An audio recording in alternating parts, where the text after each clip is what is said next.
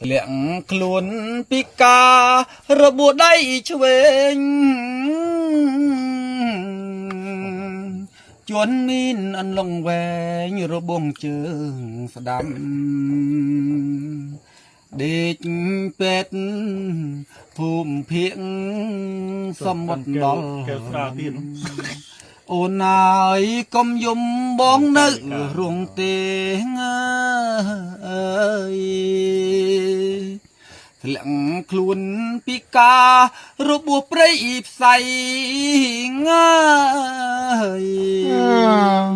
ខ្មាំងសៀមចង្រៃវាពន់បាញ់បងស្នោកម្មភ្លើងយន្ត